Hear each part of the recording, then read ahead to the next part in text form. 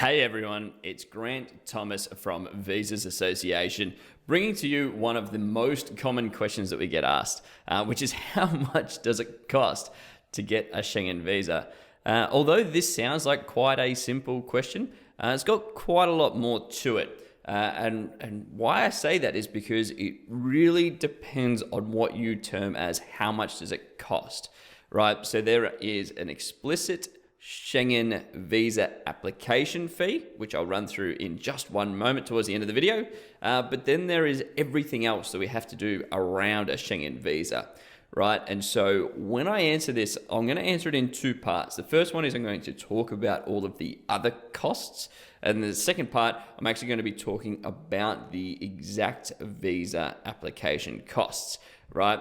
And so when I refer to this, it's always going to be back to USD. So if you're in euros or in Filipino pesos or otherwise, just know that everything I'm referring to is US dollars, and just Google what the current currency conversion rate is to understand exactly what it has for yourself.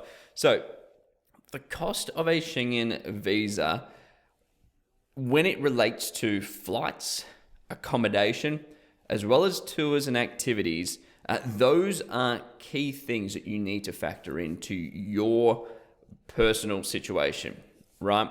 And so all of it actually sort of creates the Schengen visa process itself, right? And what do I mean by this? Well, when you go and do your requirements documents, the consulate or the embassy is going to be looking for your reserved or fully paid for flights and accommodation. Again, in other videos, I talk about how you can reserve flights, but just make sure you don't get dummy or fake flights, because that is fraud and it's a criminal offense. So you can pay for your reserved flights and your reserved accommodation. You got to pay for your full insurance before you apply. You've got to pay for them. So that can be $1,000 USD to $10,000 USD, depending on how long your trip is, where you're going, where you're flying in from, etc. Right? And you have to pay for all of that before you apply. So if you go and reserve a flight and accommodation, expect to maybe pay like $100 US dollars to $150 US dollars, again, depending on the duration and the length of your stay. You also then need to go and pay for certified copies of all of your key documents. Depending on your country, it might be free, but just know that some countries have lawyers or pharmacists or other members of government that do require a payment. And so when I say certified copies, you're thinking your photocopy of your passport and all of its internal pages, your photocopy of your bank statements or your bank certificates, your birth certificates, even copies of other sponsored documents as well, right? So if I'm a child and I'm being sponsored by my parents, I'm going to need to pay for the certified copies for all of them, right? And so these can cost you anywhere from free to maybe $50 US dollars, depending on what country you're in. And then the other item that a lot of people ignore or forget is actually what they call the financial means test. And there is a huge calculation on this that I run into in a different video, which I'll actually link up here. But what you get within that is you need to validate that you have enough money for each country for every single day that you stay within that country, right? And so every single country has very different financial amounts. But just know on average, it's anywhere from about $50 US dollars to $80 US dollars per country per day. And now this is not a fee that you pay. This is an amount you have to have in a bank account. So for example, we went and did a visa consult to someone called Mary Santos. And what she needed to do was she needed to validate that she had about $1,200 US dollars in a bank account just to support the countries she was visiting and all of their requirements. And this is, in my opinion, considered as a Schengen visa fee. You don't have to pay for it, but you need to make sure you got the money. So again, that can be from anywhere from $600 US dollars to a couple of thousand US dollars, depending on the length of your journey, the countries you're visiting, etc. And in a different video, I actually run through exactly how to get those, or how to know exactly how much you need to spend on those countries, or not so much spend, but actually how much you need to have in your bank account to spend in those countries. And it's quite a complex situation. And we always recommend, for once you understand that you need 1,000 USD in your bank account, to increase that by 50%. Because again, the consulate/embassy does not just want to see you've got the bare minimum. They actually want to make sure that you've got more than you need in your bank account for supporting the travel.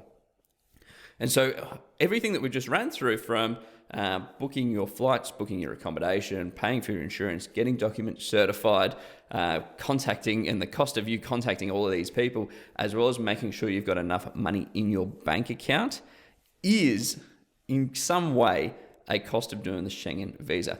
But what is the actual cost for the application itself? Well, in relation to all of that, it's quite affordable, right? So what we're walking through is a typical adult. And again, this is as at 2019. You're looking at around about your $90 US.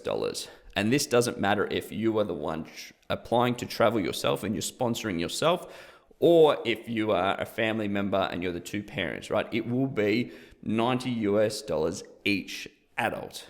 And what an adult is someone above the age of 12, right? So anyone, if you've got a family and you've got one child between 6 to 12, one child below 6 months, 6 years, as well as two adults, what you're going to need to do is pay two lots of $90 US, which is 180.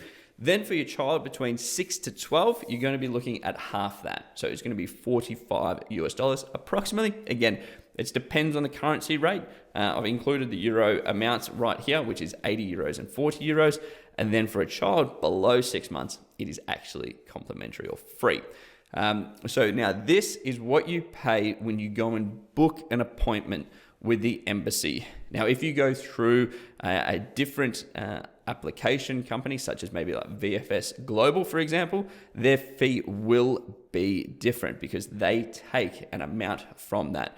This is why we always recommend people to go and apply through the consulate/embassy within their current main city or within their country, and use VSF if that is your backup, right? So if there's nothing available, use that.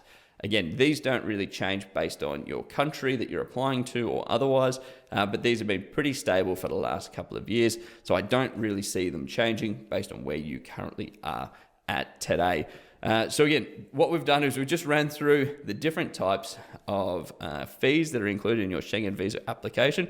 Now, if you still have any questions, comment below and we'll jump on and try and help you out in your personal situation.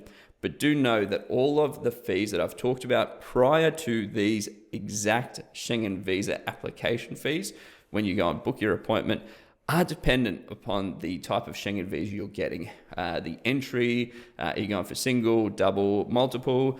Are you being sponsored? Are you traveling yourself? All of that factors in, right?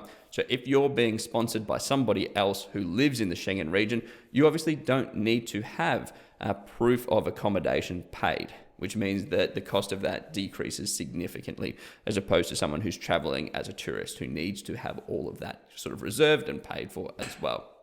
So if you have any questions, comment below, ask away, and we do a lot of these videos, so hopefully we can help you out with answering those questions as well. And click the like button down below because this helps make sure that our content gets in front of other Schengen visa travelers and people looking for the Schengen visa information like yourself. We know that there's a lot of generic information. It can be quite difficult to go and understand what is required. So be sure to like it and help everybody else who's also in the same situation as yourself. And click the subscribe button. With visas, and especially the Schengen visa, things do change and do update. So we do release videos based on different changes and different updates that have happened within the region and the requirements that do align to that. And if you're looking for further information, because I haven't been able to answer everything within this video, I've just linked across to 2 different videos that should help you out a little bit further in the journey you're currently taking on Schengen visas as well. So thank you very much for watching the video. Hopefully it's helped, and good luck with your Schengen visa application. And if you do need any help, do reach out and let us know.